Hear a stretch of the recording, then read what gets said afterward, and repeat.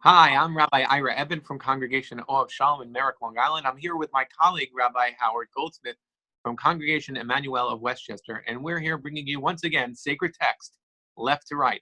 We have a fascinating topic today, and I'm going to hand it over to Howie, who's going to read the source for us. Great. Our topic today is pikuach nefesh, which is the obligation to save a life. That saving a life takes precedence almost over any other commandment. And the text that we're using to talk about this, which is one of several texts that address this important notion, is from the Talmud, Yoma 84b. And it says, it was taught in a baraita, one heats water for an ill person on Shabbat, whether to give him to drink or to wash him, since it might help him recover. And they did not say it is permitted to desecrate only the current Shabbat, but even a different future Shabbat. And one must not say, let us wait and perform this labor for him after Shabbat. Perhaps he'll get better in the meantime. Rather, one heats it for him immediately, because any case of uncertainty concerning a life-threatening situation overrides Shabbat. So, Ira, I'd love to hear your take on this first. So this is the basic principle, as you said, of one of many sources that talks about the concept of pikuach nefesh doche Shabbat. That the laws of the law of saving a life, it overrides the Shabbat. We'll get into the more specifics of that, which basically is that saving a life is the most important thing, almost, which we're going to get to in just a second.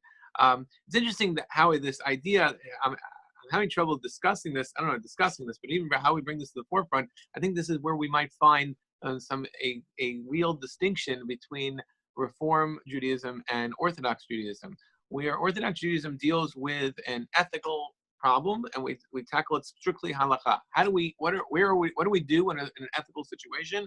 Well, we have the parameters of the halakha, and we follow the halakha. The halakha is a bit wide in the different varying opinions within this framework, but nonetheless, it's still bound by halakha. And so this issue of saving a life, the issue of end of life issues, the issue of whose life takes precedence, mine or somebody else's, triage, things like that. These are all ethical issues that are for an Orthodox Jew following Orthodox halakha, following traditional halakha. We take the sources, we say, okay, what do the sources tell us? And that's where we're bound. Where Reform Judaism, which is not bound by halakha, I'm not sure I understand fully how they are guided by this. Great. I think you're right. I think this is going to be an interesting point of divergence and tension, which is great.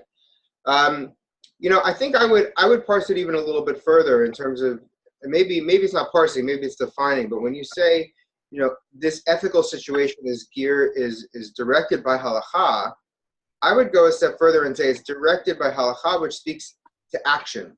So the halakha, in an Orthodox context, as I understand it, tells you what to do. It's less concerned with the general principle. It's more concerned with the specific actions. So you can almost skip the part where you're wondering what is the right way to think about a situation, and you can skip directly to the action that you should take. You don't have to waste the time wondering and pondering the broader principle, but rather go right to the action that is required in a number of given situations. And there's a real beauty to that, I think. I think that it saves a lot of headache, and it also makes it easier to address these ethical dilemmas. In a Reform context, halakha almost functions in the opposite way. Because we are not a halachic movement, we look to the halakha not necessarily to direct action, but rather we look at the actions that the rabbis discussed, and from them we draw principles, ethical principles, that we then use in combination with traditional Jewish action, let's say, as well as a lot of contemporary factors to decide our actions on our own. So as I understand it, within an Orthodox context, the halakha says this is what you should do. And within a Reform context, the halakha teaches us from these actions you can derive a principle and then act on that principle, even though the action that you take from that principle might not conform precisely with the halakha.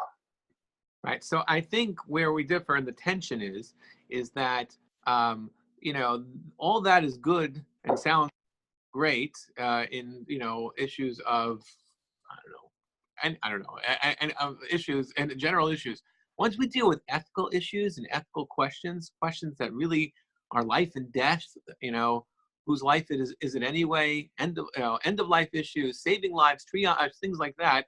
So somehow I feel like, and there's a certain comfort knowing that I answer to a higher authority, right? So it's not just guiding principles. There's so many nuances here that we have to, that are life and death, and somehow be able to know that, okay, well, what is my religion, and ultimately, what do I think God expects of me here? And that's fairly clear, although never clear, as clear as water, but fairly clearer because I'm guided by these halachic principles and texts. Let me give a contemporary example of where the principle of pikuach nefesh helped me to understand something from the news. So a couple of weeks ago, the Trump administration announced the creation of a new civil rights division within the Department of Health and Human Services that was there to address what they called religious freedom. What they meant by that is if a doctor or a nurse in a hospital was forced to treat somebody who is gay or transgender, and they viewed that as going against their religious principles, they could file a complaint with this Office of Civil Liberties. So, in my view, this is a violation of pikuach nefesh, because pikuach nefesh says that the obligation to save a life rises above almost any other religious concern, and that saving a life is more important than the particulars of any religious tradition. And so it's not really relevant how these doctors or nurses might feel about a person's sexual orientation or gender identity. What's more important is saving the life. So it's an example of where I took the principle and applied it to a situation, and I'm not sure that halakha would directly have something to say about that action, especially because very often we'd be dealing with non-Jewish doctors and nurses. Well, halakha would say clearly that there's a biblical obligation to provide health care to the person who is in need and the person that's right in front of you. That's halakha. There's an interesting discussion, which we can get into later, in regards to the violation of Shabbat and Jews and non-Jews, and I think that's an interesting discussion. Perhaps we'll save for the next session. But halakha states clearly that life takes precedence, and I'm required to take the life, even if the person that I in front of me, I might disagree with their views. I still have an obligation to save their lives. Nonetheless, it gets that's almost a black and white. What happens now? Let's say, as we said, triage, right? So this is my neighbor, this is my friend, this is my brother. Whose life do I save? Can I say that I want to save my brother's life because over my neighbor, my friend, anybody, because he's my brother, and there I have the ability to save him. And if I don't save him first, then the others then he might die while I'm saving the others. So that is really, and these are horrible questions to deal with, and which is why I think when we have a law, the law gives us gives us the ability to have guidance. I almost feel like if without the law, we're just wandering. We're just trying to figure everything out. And ethics change throughout time. There's universal ethics will be different from one generation to the next. And so here we have the Torah, which is 3,000 years old, and even Rabbinic Judaism, which is 2,000 years old. And we have something that we can say that this is really where we know what to do, and it's and it stays the same despite the generation and the tides. So if there is a new understanding that enters common knowledge, to what extent can halakha, take the triage example, take that into account?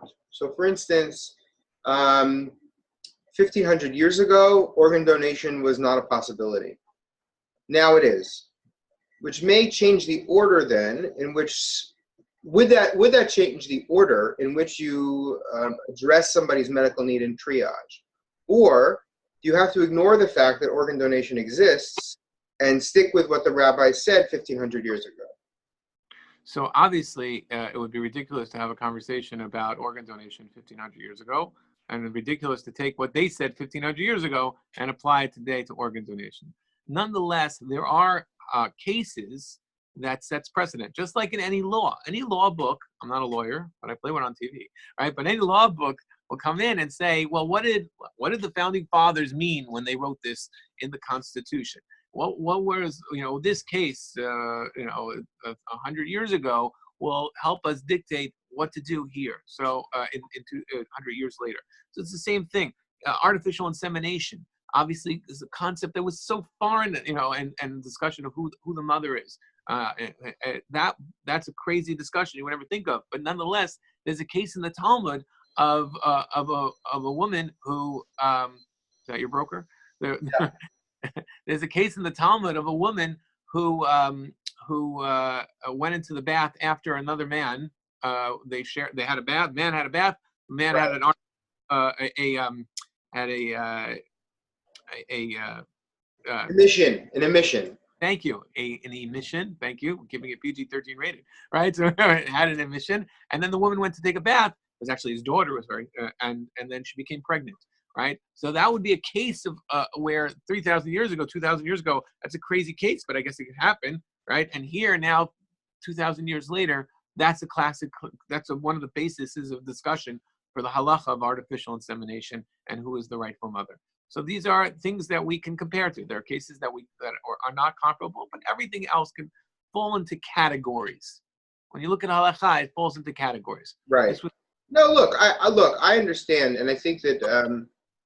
The Jews are smart people, and they're smart people trying to figure these out and drawing analogies between a contemporary situation and a past situation. I mean, that's the bread and butter of a rabbi, taking ancient texts and figuring out how to apply them to today's situation. Whether you're talking about a piece of midrash that you're, from the weekly Torah portion that you're going to use to elucidate a contemporary issue from the pulpit, or you're talking about a point of Jewish law and how do you apply it. And look, to a large extent, I do the same thing.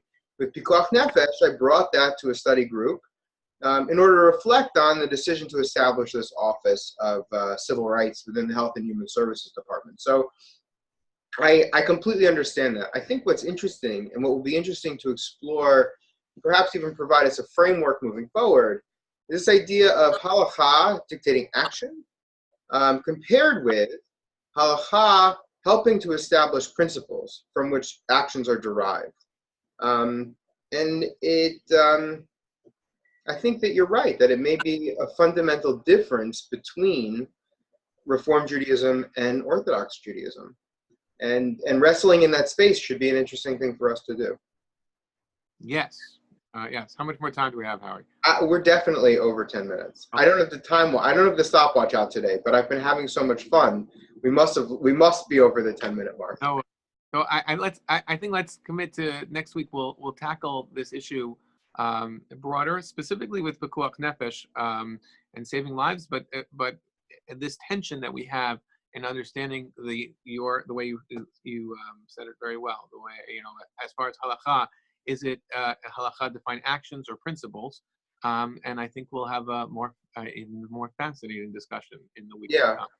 I agree, and I think it'll be interesting to try and figure out to what extent that is a difference and to what extent that might be a distinction without a difference.